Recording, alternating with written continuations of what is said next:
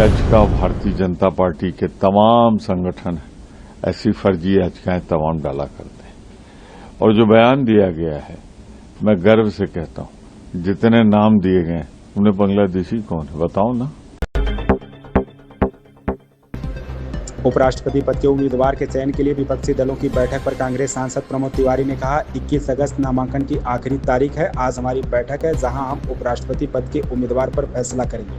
राहुल गांधी के वोट चोरी वाले दावे पर उन्होंने कहा, जिम्मेदारी तय होनी चाहिए और फिर कानून के तहत कार्रवाई होनी चाहिए। हम भाजपा से नैतिकता की बात करने की उम्मीद नहीं कर सकते क्योंकि वे सिर्फ सत्ता के भूखे हैं।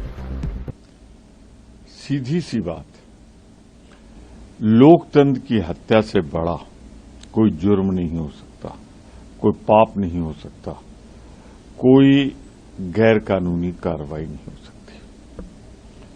जिस तरह तथ्य उभर कर आए कि जनादेश को जो जनता ने आदेश दिया है उसे इलेक्शन कमीशन की वजह से पलट दिया गया, तो जनादेश की हत्या जो लोग करें, जनादेश की जो अवहेलना लोग करें, उन्हें लोकतांत्रिक ढंग से सचेत किया जा रहा है कि आपको भारत के संविधान के अनुसार ये जिम्मेदारी जो आपने किया है इसकी जिम्मेदारी लेनी पड़ेगी और भारत के कानून, भारत के संविधान के अनुसार निश्चित रूप से कार्रवाई होगी। सर, सुप्रीम कोर्ट में कल एक याचिका जो है खारिज कर दी गई क्योंकि आप लोग भी महाराष्ट्र चुनाव में धांधली का आरोप लगा रहे हैं। विधानसभा चुनाव को लेकर याचिका डाली गई कि 72 लाख वोट जो है डाले गए। हालांकि सुप्रीम कोर्ट ने उस याचिका का सुनवाई योग्य नहीं माना। इस बीच पॉलिटिकल स्टेटमेंट जो आना शुरू हुए हैं उसमें निशिकांत दुबे कह रहे हैं कि कांग्रेस का खेल तो बांग्लादेशी और संवैधानिक संस्थाओं को तहस-नहस करने पर टिका है। बड़ी सीधी सी बात है, ना मैंने उस याचिका को पढ़ा है। वो याचिका भारतीय जनता पार्टी के तमाम संगठन ऐसी फर्जी याचिकाएं तमाम डाला करते हैं और जो बयान दिया गया है, मैं गर्व से कहता हूं, जितने नाम दिए गए उन्हें बांग्लादेशी कौन है बताओ ना। और फिर बांग्लादेशी है अगर, तो वो जो जिम्मेदारी भारतीय जनता पार्टी की, अंतर्राष्ट्रीय सीमा की रखवाली करने की जिम्मेदारी भारत सरकार की और पिछले 11 साल से भारत की सरकार यहां है।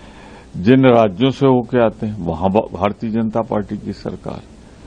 तो क्या भारतीय जनता पार्टी थोक एजेंसी, होलसेल सप्लायर है कि वो स्मगल करा रही है उनको?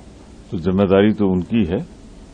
सर, जिस तरह से चुनाव आयोग, विपक्ष पार्टियां लगातार कह रही हैं कि भैया धांधली हुई है, उधर से कहते हैं कि गलत है, आपको लगता है कि जो बीते चुनाव हुए हैं उनको डिसॉल्व कर देना चाहिए?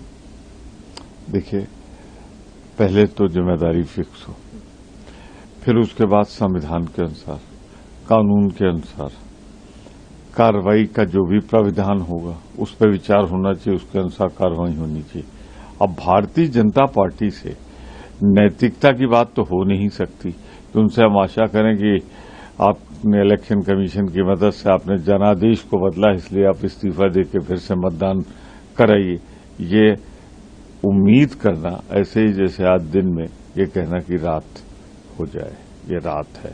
भारतीय जनता पार्टी को नैतिकता से मतलब नहीं, कानून से मतलब नहीं, जनादेश से मतलब नहीं, वो तो बस सत्ता की लालची है, उसे सत्ता चाहिए, चाहे उसके लिए जितना भी संविधान तोड़ना पड़े। उपराष्ट्रपति का उम्मीदवार कौन होगा सर, बार-बार पूछा जा रहा है। बिल्कुल, सबको उत्सुकता है देश को। 21 तारीख अंतिम तारीख है नामांकन के। उसके पहले आपको, आज भी हमारी मीटिंग है 12:30 बजे, हम बैठकर तय करेंगे और आप सबको ससम्मान उचित प्लेटफॉर्म से घोषणा करें। इंडिया और चाइना के रिश्ते बेहतर हों उसको लेकर दिल्ली में बैठकें चल रही हैं। जयशंकर साहब कह रहे हैं कि मतभेद ना हो, बस हमें ये गौर करना है, साथ ही LAC पर तनाव न बढ़े। भारतीय जनता पार्टी के प्रधानमंत्री, एक कमजोर प्रधानमंत्री, जब वार्ता हो रही है तो क्या वो भूल गए लद्दाख सीमा पर 21 जवान निर्ममता से हमारे शहीद किए गए थे? जब वार्ता हो तो इस बात का भी ध्यान रहे कि जो आपने संधि की है, जो आपने कानून का जामा देकर इंडो चाइना ट्रेड है, उसमें रेशियो क्या है? भारत खरीदार है, वो विक्रेता है, तो इस पे भी तो एक सामंजस्य होना चाहिए। और चाइना का इतिहास धोखे और विश्वासघात का इतिहास रहा है। प्रधानमंत्री जी उनके सामने इतने कमजोर हो जाते हैं कि हमारे 21 जवान शहीद हुए, बहुत सी चौकियों पर हम गश्त करने नहीं जा सकते, तो बोले थे न कोई आया है न कोई है। तो ऐसे प्रधानमंत्री के, ऐसे विदेश मंत्री से हम यही आगाह करना चाहते हैं कि भारत माता के हितों की, संप्रभुता की रक्षा होनी चाहिए।